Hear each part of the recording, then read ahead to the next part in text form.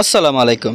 Asia cup 2025 Sri Lanka বনাম আফগানিস্তান। এই ভিডিওতে আমরা দেখব দুই দলের বেস্ট একাদশ ও ম্যাচের সঠিক সময়সূচি এবং শ্রীলঙ্কার বিপক্ষে আফগানিস্তান কত রানে অথবা কত বল থাকতে জিতলে বাংলাদেশ কোয়ালিফাই করবে দ্বিতীয় রাউন্ডে।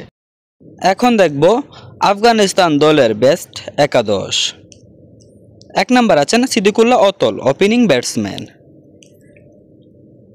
2 নম্বর আছেন রহমানুল্লাহ গুরবাজ, ওপেনিং ব্যাটসম্যান এবং উইকেট কিপার। 3 নম্বর আছেন ইব্রাহিম জদরান, ওয়ান ডাউন ব্যাটসম্যান। 4 নম্বর আছেন মোহাম্মদ নবী, ব্যাটিং অলরাউন্ডার। 5 নম্বর আছেন গুলবাদিন নায়েব, ব্যাটিং অলরাউন্ডার। 6 নম্বর আছেন আজমুদুল্লাহ ওমরজাই, ব্যাটিং অলরাউন্ডার। 7 নম্বর আছেন করিম জান্নাত, বোলিং অলরাউন্ডার। 8 নম্বর আছেন রশিদ খান, বোলিং অলরাউন্ডার।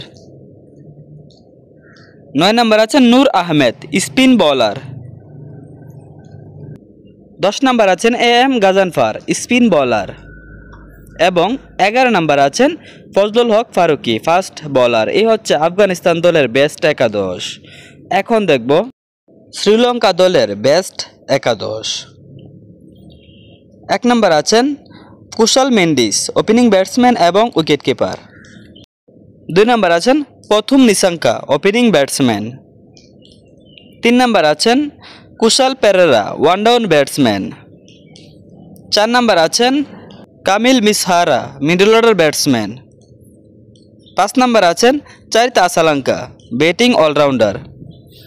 6 নম্বর আছেন কামিন্দু মেন্ডিস, ব্যাটিং অলরাউন্ডার। 7 নম্বর আছেন দাসুন সানাকা, ব্যাটিং অলরাউন্ডার। 8 নম্বর আছেন ওয়ানিন্দু হাসারাঙ্গা, বোলিং অলরাউন্ডার। 9 নম্বর আছেন মাহেশ থিকসানা, স্পিন বোলার। 10 নম্বর আছেন নুয়ান থুসারা, ফাস্ট বোলার। এবং সর্বশেষ 11 নম্বর আছেন মাতিসা পাতিরানা, ফাস্ট বোলার। এই হচ্ছে শ্রীলঙ্কা দলের বেস্ট একাদশ। এখন দেখব ম্যাচের সময়সূচি। ম্যাচটি হবে 18 সেপ্টেম্বর 2025, সময় বৃহস্পতিবার রাত 8:30। বেনু শেখ জায়েদ স্টেডিয়াম, আবুধাবি। এখন দেখব এশিয়া কাপে দ্বিতীয় রাউন্ডে যেতে বাংলাদেশের সমীকরণ। শ্রীলঙ্কার বিপক্ষে আফগানিস্তান প্রথমে ব্যাট করলে আগে ব্যাট করলে 65 রানে হারাতে হবে শ্রীলঙ্কাকে।